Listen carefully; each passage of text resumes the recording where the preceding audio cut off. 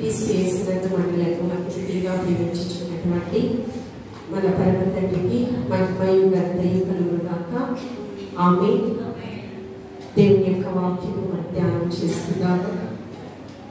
దేవాది దేవుని సన్నిధానంలో సజీవ వాక్కులను వినటకు దేవాది దేవుడు మనకి ఇచ్చినటువంటి మంచి సమయము. చదువుకున్నటువంటి లేఖన భాగంలో లూకాసు వార్త 11వ అధ్యాయంలో ఒక అర్ధరాత్రి వేళ ఒక స్నేహితుడు తనకున్నటువంటి ఆకలి కొరకు రొట్టెలను అర్ధరాత్రి వేళ అడిగినప్పుడు వారు అర్ధరాత్రి వేళ ఏ విధంగా స్పందిస్తారు అనే దాని గురించి అక్కడ తెలియపరచడం జరిగింది. అంతేకాకుండా లోకరక్షకుడైన యేసుక్రీస్తు ప్రభువారు మీరు చేపలను అడిగినప్పుడు పాములిచ్చిన చేపలు అడిగినప్పుడు పాములిచ్చిన, అదేవిధంగా గుడ్డును అడిగితే దేవునిచ్చిన, అంటే ఏది అడిగితే అది శ్రేష్టమైన ఏమిని, అది భూ సంబంధమైన ఆశీర్వాదం కావచ్చు, పరలోక సంబంధమైన ఆశీర్వాదం కావచ్చు, విశ్వాసముతో దేవుని ఇష్టలుగా జీవిస్తూ విశ్వాసంతో మనం ఏమి అడిగినా అది ఇవ్వడానికి ఆయన సిద్ధంగా ఉన్నాడు. అయితే అడుగుడి మీకు ఇవ్వబడును, వెదకుడి దొరుకును, తట్టుడి మీకు తీయబడును అని ఆ కింద వచనాలలో మనం అడుగుతున్నాము. ప్రతిదినం అడుగుచూ ఉన్నాం, సమయమందు అసమయమందు అడుగుచూ ఉన్నాం. దేని కొరకు అడుగుచున్నామంటే భూ సంబంధమైన ఆశీర్వాదం కొరకు, క్షయమైన ఆహారం కొరకు, మన బిడ్డలు చదివేటటువంటి మంచి ఉత్తీర్ణత కావచ్చు, ఉద్యోగం కొరకు కావచ్చు, నివసింప యోగ్యమైన గృహము కావచ్చు, మంచి ఆరోగ్యం కావచ్చు, ఇవన్నీ మనం అడుగుచున్నాం. అయితే మనం ఏమి అడగాలి అనేది ఒకసారి ఆలోచన చేసినట్లయితే మీకు ఏమి కావాలో దేవాది దేవుడు అడగక మునిపే అక్కర ఎరుగున్న దేవుడు. కాబట్టి మొదటిగా నీతిని రాజ్యాన్ని వెతకండి, అడుగు వాటి కంటే ఊహించు వాటి కంటే అత్యధికమైన ఆశీర్వాదాలు ఇస్తానని వాగ్దానం ఇచ్చాను. కానీ ఏం అడగాలి? అడుగుడి ఇయ్యబడును, వెదకుడి దొరుకును, తట్టుడి తీయబడును అంటూ ఉన్నాడు.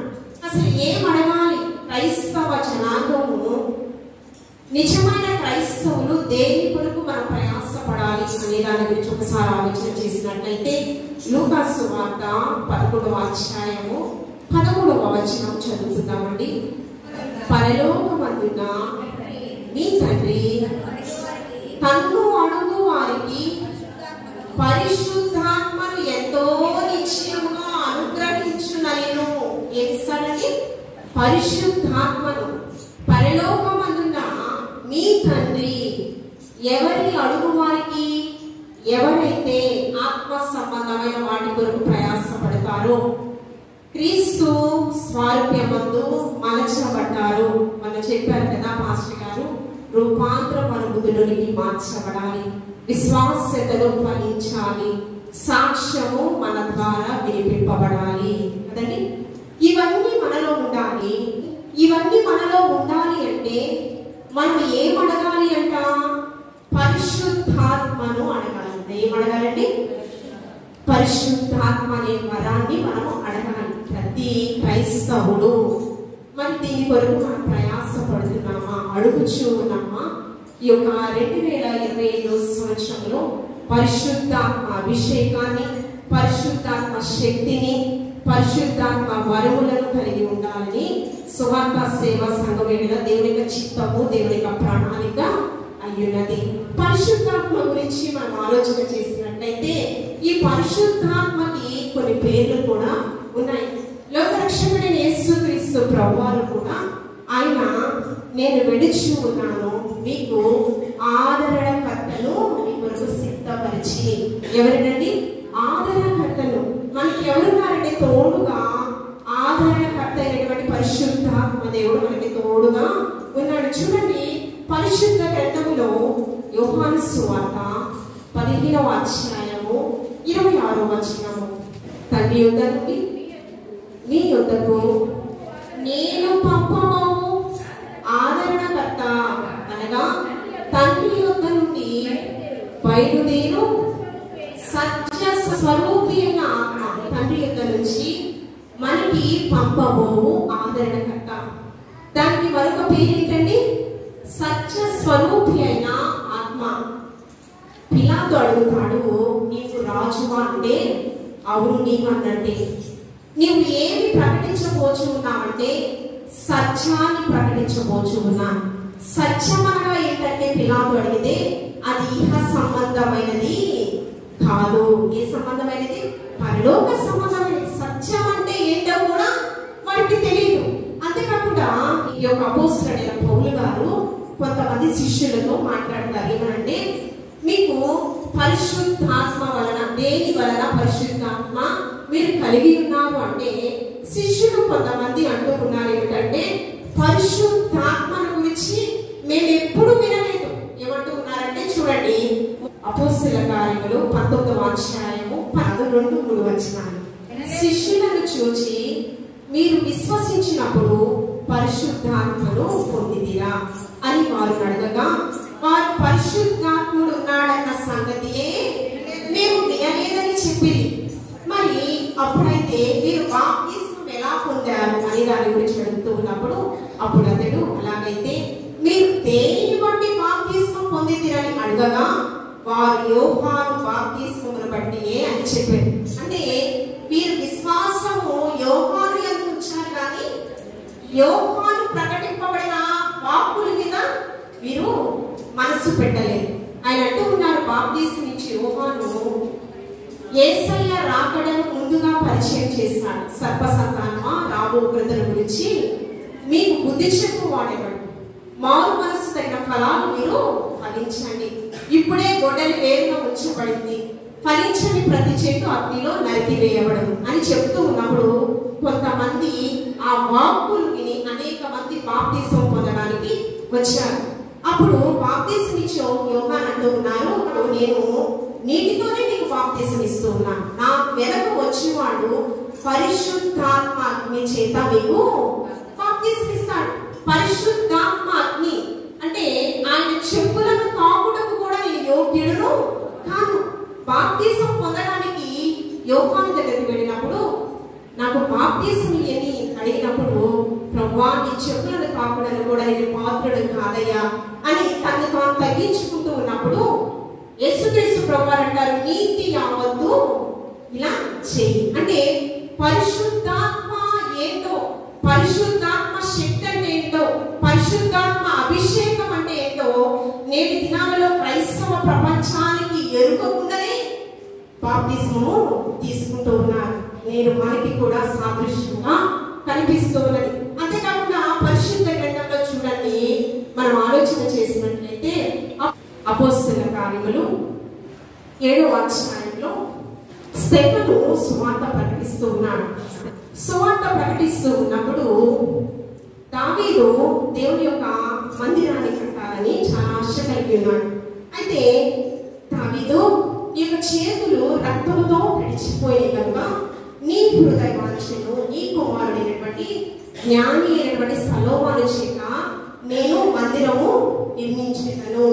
ఆయన హృదయ వాంఛను తన కుమారుడు ద్వారా దేవాది దేవుడు నెరవేర్చినాడు.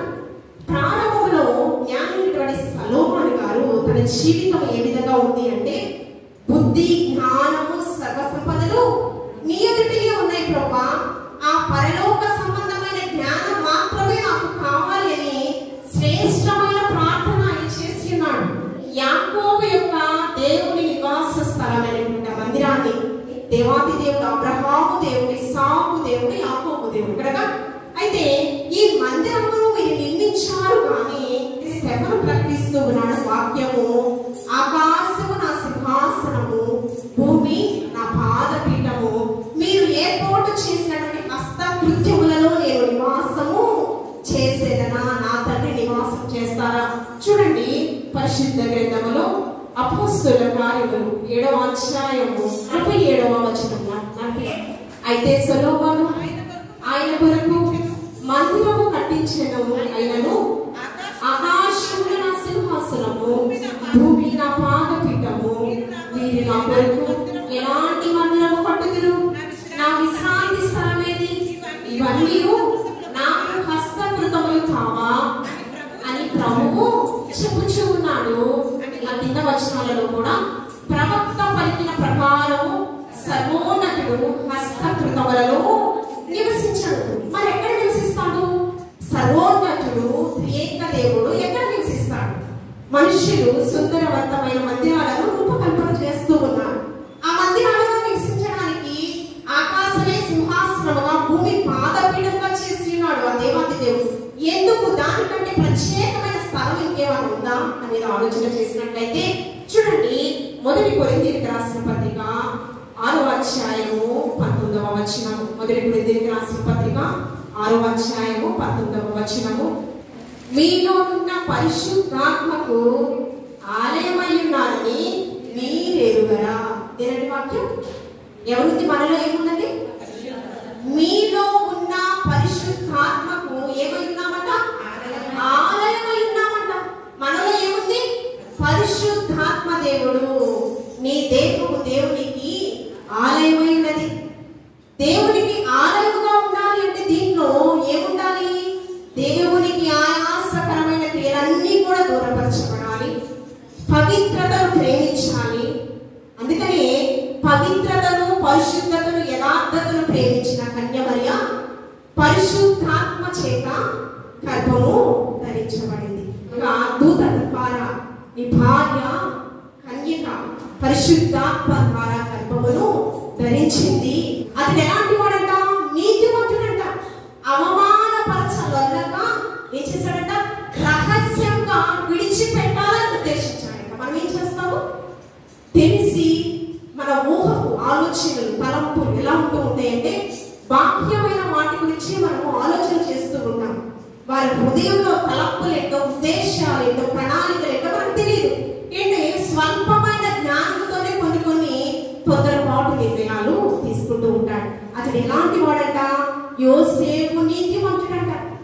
నీతిమంతుడు కనుక తన భార్యను అవమానపరచవల్లక ఆ నిందను ఎవరి మీద వేసుకుంటూ ఉన్నాడు?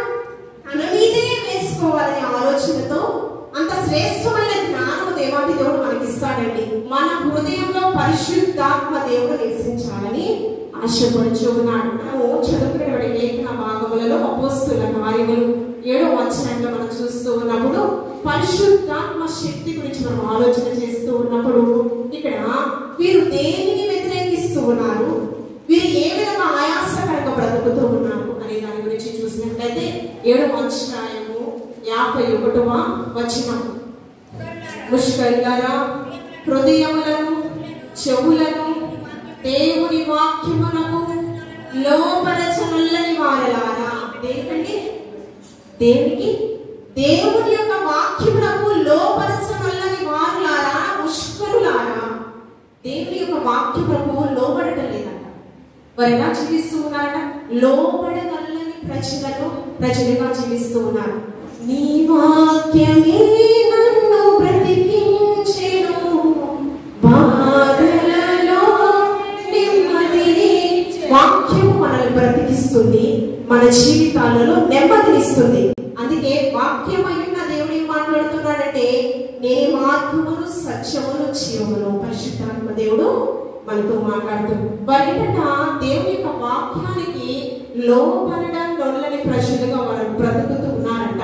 అందుకనే మొదటి సమూయేలు గ్రంథము 2వ అధ్యాయం 3వ వచనంలో యెహోవా అనంత జ్ఞానియగు దేవుడు. ఎలాంటి జ్ఞానంటే మహా జ్ఞానం కలిగినటువంటి వాడంట. దేవుడు లోకమును పరీక్షించుచూ ఉన్నాడంట. ఎలా? ఆయన వివేకము కలిగినటువంటి వారు ఎవరైనా కలరేమో అని ఆయన ఆకాశం నుంచి వీక్షిస్తూ ఉన్నాడంట. ఆయన ఎలాంటి వాడు? అనంత జ్ఞాని నీకు, అల్పుడను నాకు సహవాసమా, మహిమాన్విత నీకు, మట్టినైన నాకు స్నేహమా. చూడండి, అపోస్తల కార్యములు 7వ అధ్యాయము 53వ వచనం చదవండి. దేవదూతల ద్వారా నియమించబడిన ధర్మశాస్త్రమును మీరు పొందితిరి గాని దానిని గైకొనలేదని. ఏంటంటే ఎవరి ద్వారా? దేవదూతల ద్వారా నిర్మించబడిన ధర్మశాస్త్రాన్ని మీరు పొందుకున్నారు. అందుకే ధర్మశాస్త్రానికి విరుద్ధంగా యేసుక్రీస్తు ప్రభువారు అనేకమైన కార్యాలు చేశారు. విశ్రాంతి దినాన యేసుక్రీస్తు ప్రభువాన్ని వ్యతిరేకించింది ఎక్కడంటే ధర్మశాస్త్రం ఏం చెప్తుందంటే విశ్రాంతి దినాన మనం ఏం చేయకూడదు కదా. కానీ ఆ ధర్మశాస్త్రమే ఇచ్చింది త్రియేక దేవుడు కదండి. ఆ ధర్మశాస్త్రాన్ని మీరు పొందుకున్నారు, కానీ దానిని గైకొని మాత్రమే మీరు జీవించండి. అదే వినుటకు విందుము కానీ దాన్ని గ్రహించలేని స్థితిలో మన జీవితం. అందుకని మనం ఎవరిని ఆశ్రయించాలి అంటే అనంత జ్ఞాని అయినటువంటి త్రియేక దేవుణ్ణి మనము ఆశ్రయించాలి. వాక్యమైన దేవుడు రోషంతో ఏం మాట్లాడుతూ ఉన్నాడంటే పరిశుద్ధాత్మ దేవుడు చూడండి, మొదటి తెస్సలోనికీయులకు రాసిన పత్రిక 4వ అధ్యాయము 8వ వచనము. ఉపేక్షించువాడు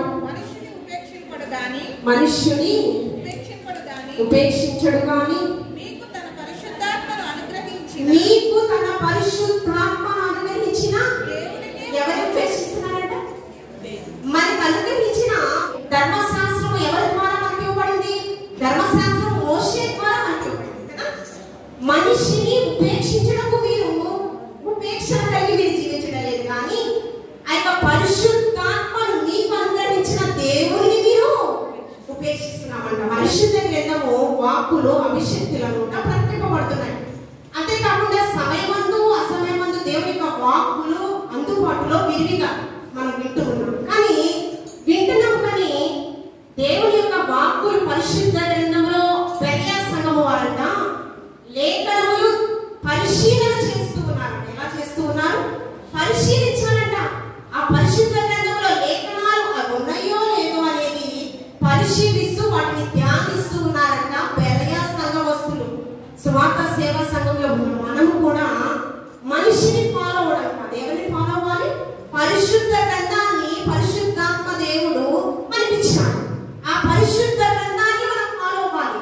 ఉపేక్షించువాడు మనుషులు ఉపేక్షించడానికి ఇష్టపడడం లేదు, కానీ పరిశుద్ధాత్మ దేవుడు మనకి పరిశుద్ధాత్మను అనుగ్రహించిన దేవుడిని ఉపేక్షిస్తూ ఉన్నారు.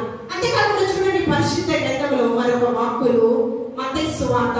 ఈ పరిశుద్ధాత్మను మనం ఉపేక్షిస్తే మనకు వచ్చేటటువంటి నష్టం ఏంటి, శాపం ఏంటి ఒకసారి ఆలోచించేద్దాం. మత్తయి సువార్త 12వ అధ్యాయము 32వ వచనము.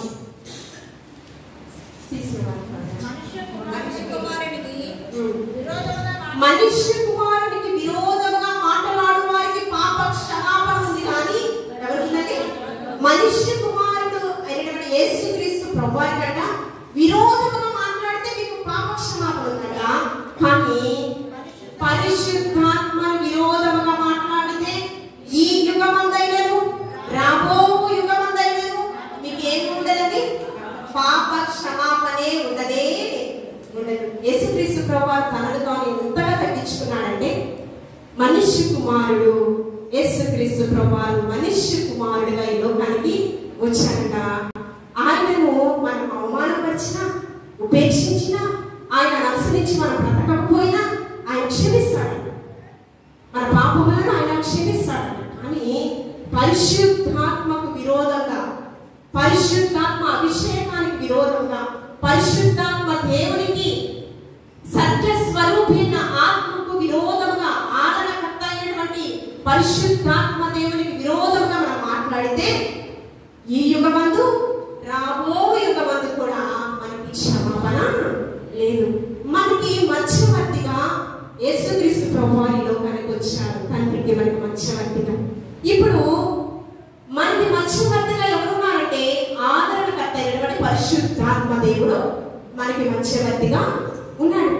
ఆ మధ్యవర్తి అయినటువంటి పరిశుద్ధాత్మ దేవుడికి విరోధమైన కార్యాలు మనం చేసినట్లయితే ఖచ్చితంగా దేవుని యొక్క ఉగ్రతను మనం పొందుకునే పరిస్థితి. అందుకనే పరిశుద్ధ గ్రంథంలో ముష్కరులారా హృదయములను చెవులను దేవుని యొక్క వాక్యములకు లోపరచని వారెలారా దేవుని యొక్క వాక్యము మనతోనే దినము మాట్లాడుచున్నది. పరిశుద్ధాత్మకు విరోధంగా ఏ ఆయుధములు ఆయాసకరమైన క్రియలన్నీ కూడా మన నుంచి దూరం అవ్వాలని పరిశుద్ధాత్మ మనతో మాట్లాడుచు ఉన్నాడు. చూడండి, పరిశుద్ధ గ్రంథములో చదివినటువంటి వాక్య భాగంలో చూసినప్పుడు అపోస్తలుల కార్యములు 7వ అధ్యాయము 51లోనే లోపరచని వారులారా, తర్వాత మీ పితరుల వలె మీరు మీరు ఎల్లప్పుడూ పరిశుద్ధాత్మను ఎదిరించి వచ్చేటువంటి శాపమేంటో నష్టమేంటో పరిశుద్ధాత్మ దేవుడు ఇందాక మనతో స్పష్టంగా మాట్లాడి ఉన్నాడు. కాబట్టి పరిశుద్ధాత్మ దేవుడు మనకి మధ్యవర్తిగా ఉన్నాడు కనుక మనము చేసేటటువంటి క్రియలు మనిషికి తెలియకపోవచ్చు, మన కుటుంబంలో ఉన్న వ్యక్తులకు తెలియకపోవచ్చు, సంఘంలో ఉన్న వ్యక్తులకు తెలియకపోవచ్చు, ఎవరికి తెలియకపోవచ్చు కదా. దేవునికి మరుగై ఉన్నది ఏది? లూసిఫర్ అంట హృదయంలో తలంపు పుట్టక మునిపే ఆయన గ్రహించాడంట. ఏంటి? పుట్టక మునిపే ఆయన గ్రహించాడంట. నా వలనే ఈ స్తుతి ఆరాధన, నా వలనే దేవాతి దేవుడు మహిమ ఘనత ప్రభావాలు పొందుకుంటూ ఉన్నాడు. తనలో ఎప్పుడైతే అతిశయం అనేది చోటు చేసుకుంటూ ఉన్నదో వెనువెంటనే ఆయన ఆకాశం నుంచి లూసిఫర్ అంటకి నేలకు పడద్రోయబడిన పరిస్థితి కనిపిస్తున్నది. మనం చేసే ప్రతి క్రియకు ప్రత్యక్ష సాక్ష్యం అండి ఆదరణకర్త యేసుక్రీస్తు ప్రభువారు మధ్యాకాశంలో వస్తూ ఉన్నప్పుడు మన గురించి ఎవరు సాక్ష్యం ఇస్తారు? మధ్యాకాశంలో వచ్చినప్పుడు పరిశుద్ధాత్మ దేవుడు మన గురించి సాక్ష్యం ఇస్తూ ఉన్నాడు. కాబట్టి మన సాక్ష్యం మంచిదిగా ఉండాలని, దేవుడికి ఇష్టడుగా, దేవుడి యొక్క వాక్కులకు లోబడే వారిగా మనం ఉండాలని దేవాది దేవుడు ఆశపడుచున్నాడు. తర్వాత వాక్యం మనం చదువుకున్నాము. 52వ వచనము. మీ పితరులు ప్రవక్తలను ఎవరిని హింసింపకై ఉండిరి, ఆ నీతిమంతుని రాకను గురించి ముందు తెలిపిన వారిని చంపిరి. ఆయనను మీరు ఇప్పుడు అప్పగించి హత్య చేసిన వారైతే. ఎవరు చెప్పారంట? మీ పితరులు ప్రవక్తలందరినీ చంపారంట, భయంకరమైన శ్రమలు పొందుకున్నారంట. అంతేకాకుండా ఆ నీతిమంతుని కూడా హత్యకు చేయటకు మీరేమయ్యారంట? కారకులయ్యారంట. నిజమే, లోక రక్షకుడైన యేసుక్రీస్తు ప్రభు గురించి మనం ఆలోచన చేసినట్లయితే నాలో పాపం ఉన్నదని ఎవడు స్థాపించాడు కదా. ఏ పాపము లేనటువంటి పరిశుద్ధుడైనటువంటి లోక రక్షకుడైన యేసుక్రీస్తు ప్రభు వారు మన పాపములను విమోచించడం వరకు ఆయన సిలువకు ఎదురుగా వెళ్ళారు. ఎలా వెళ్ళారు? సిలువకు ఎదురుగా వెళ్ళారు. ఓ మరణమా నీవు లేకడా, ఓ మరణమా నీ విజయమే. సిలువకు ఎదురుగా వెళ్ళాడు ఆయన. శ్రమలను ఆస్వాదించాడు. చెప్పాలి అంటే శ్రమానుభవంలో నుంచి తన జీవితం నడిపించుకున్నాడు. పరిశుద్ధ గ్రంథంలో చూస్తూ ఉన్నప్పుడు అనేకులను మీరు చంపి ఉన్నారు. చూడండి, హెబ్రీయులకు రాసిన పత్రిక, హెబ్రీయులకు రాసిన పత్రిక ఈ యొక్క 11వ అధ్యాయం మనం చూస్తూ ఉన్నప్పుడు 11వ అధ్యాయం అంతా కూడా విశ్వాస వీరులు, దేవుని యొక్క చిత్తము సంకల్పాన్ని నెరవేర్చినటువంటి విశ్వాస వీరులు, పరలోక రాజ్యములో మనకంటే ముందు వరుసలో ఉన్నటువంటి వారు. ఇక్కడ వారి యొక్క పేర్లు జీవ గ్రంథమందు లిఖించబడి ఉన్న క్రీస్తుని ప్రారంభం నుంచి కూడా కేంద్ర బిందువుగా జీవించినటువంటి వారు, దేవుని చిత్తానుసారంగా జీవించినటువంటి వారు. 11వ అధ్యాయం 36వ వచనం నుంచి. మరికొందరు తిరస్కారములను కొరడా దెబ్బలను మరి బంధకములను ఖైదును అనుభవించి రాళ్లతో కొట్టబడి ఏం చేశారండి? రంపముతో కోయబడి, శోధింపబడి, ఖడ్గముతో చంపబడి, గొర్రె చర్మములను మేక చర్మములను వేసుకుని దరిద్రులయ్యుండి శ్రమపడి హింస పొందుచు అడవులలోను కొండల మీదను గుహలలోను సొరంగములోను తిరుగులాడుచు సంచరించిరి. అట్టి వారికి ఈ లోకము యోగ్యమైనది కాదు. ఎలాగండి?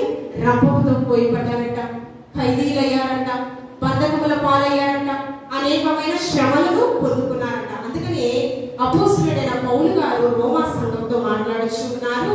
రోమీయులకు రాసిన పత్రికలో చూస్తూ ఉన్నప్పుడు క్రీస్తు ప్రేమ నుండి ఎడబాపు వాడు ఎవరు? రోమీయులకు రాసిన పత్రిక 8:33. క్రీస్తు ప్రేమ నుండి మనలను ఎడబాపు వాడెవడు? శ్రమైనను బాధైనను హింసైనను కరువైనను వస్త్రహీనతైనను ఉపద్రవమైనను ఖడ్గమైనను మనలను ఎడబాపునా. ఎలాంటి? క్రీస్తు ప్రేమ వారిని బలవంతులుగా చేస్తుంది. అందుకనే బ్రతికితే నా యేసయ్య కోసమే బ్రతుకుతాను, చావైతే నాకు ఎంతో మేలు అని మాటతో కాదండి, మాటతో కాదు, క్రియాత్మకమైన పౌలు గారు, పేతురు గారు తలక్రిందులుగా వేలాడదీయబడి సిలువ వేయబడ్డాడు. అంతేకాకుండా బాప్తిస్మం ఇచ్చే యోహాను యేసయ్యను ముందుగా పరిచయం చేసినటువంటి వ్యక్తి, పరలోక రాజ్యాన్ని ముందుగా పరిచయం చేసినటువంటి వ్యక్తి. అతను ఏమయ్యాడు? చిరఛేదనము చేయబడ్డాడు. అంతేకాకుండా యేసయ్య ప్రేమించినటువంటి శిష్యుడు యోహాను ఆయన ఏం చేశాడు? దివిలో ఆయన ఉంచినప్పుడు పద్మాసు దివిలో పెద్ద కళాయి వేడి నూనె పాత్రలో ఆయన్ని దించిన పరిస్థితి, రంపముతో పోయబడిన పరిస్థితి కూడా యేసు ప్రేమించినటువంటి శిష్యుడు శ్రమలను పొందుకున్న పరిస్థితి. ఈ యొక్క విశ్వాస వీరుల పట్టికలో ఉన్నటువంటి విశ్వాస పరులందరూ కూడా వారు ఎంతో శ్రమలు పొందుకుని, ఎన్ని శ్రమలు అంటే భయభ్రాంతులు అయ్యేటువంటి సన్నివేశాలు ఎన్నో ఆ శిష్యులు పొందుకున్న పరిస్థితి. అందుకని ప్రవక్తలను మీరు చంపి ఆ నీతిమంతుడైనటువంటి యేసుక్రీస్తు ప్రభువుని మీరు హత్య చేసి ఉన్నారు అంటే అంత కఠినమైన మనస్సు కలిగినటువంటి వారు ఆ ప్రజలుగా కనిపిస్తూ ఉన్నారు. మనమైతే యేసయ్య కొరకు శ్రమలను అనుభవించాల్సిన అవసరం అయితే ఏమాత్రము లేదు. మనమైతే ముళ్ళ కిరీటం పెట్టించుకోవాల్సిన అవసరం అయితే లేదు. మనమైతే ఖైదీగా వెళ్ళవలసిన పరిస్థితి అయితే మనకి లేదు. ఇప్పుడు ఈ దినాలలో దేవుని యొక్క వాక్యము విరివిగా ఉంది, అందుబాటులో ఉంది. కానీ రానున్న దినాలలో పరిశుద్ధ గ్రంథాలు కూడా మనకి కనుమరుగయ్యే దినాలు కొన్ని ఉన్నాయండి.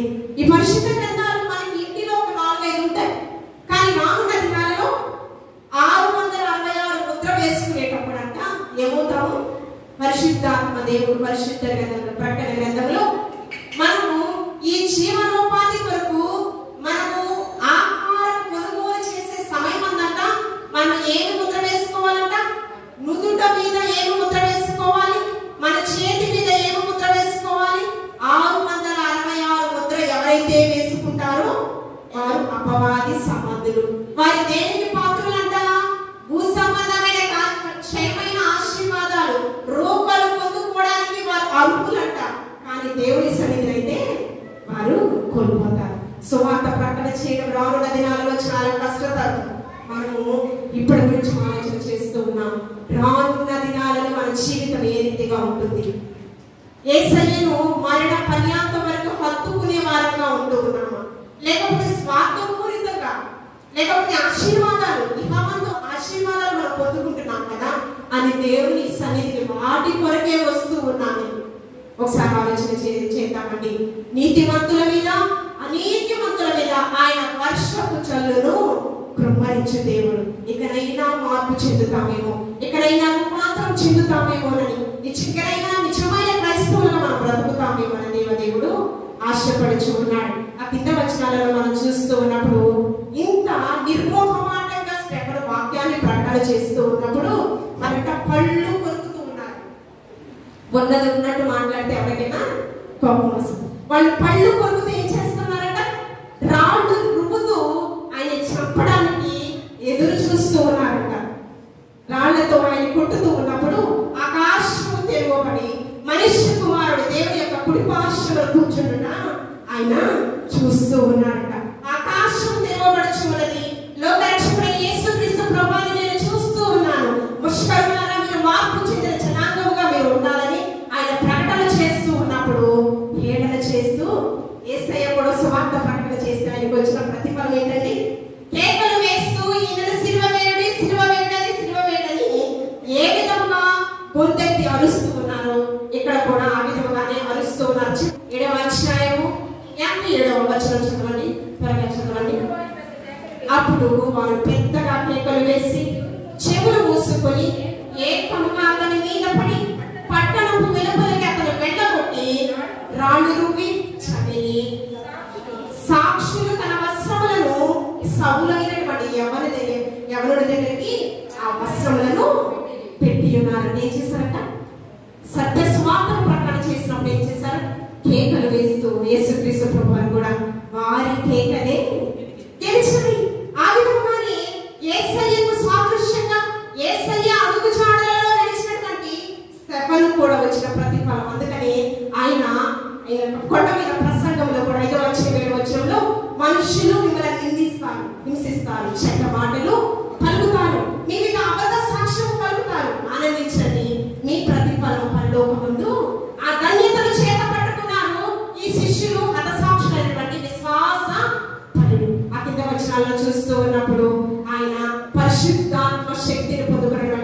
యొక్క స్టెఫను ఆయన ఆత్మను ఏ విధంగా తండ్రికి అప్పచెప్పుచూ ఉన్నాడు. ఆ కింద వచ్చిన మన్నైనది వెలుగుతే దేవుని యొద్దకు వెళ్ళాలంట. మన్నైన ఈ దేహము నేల మట్టి నుంచి మనిషిని నిర్మించాడు. నాసికారంధ్రములో జీవవాయువు. ఆ జీవాత్మ ఎందుకు మరలా ఇవ్వాలండి?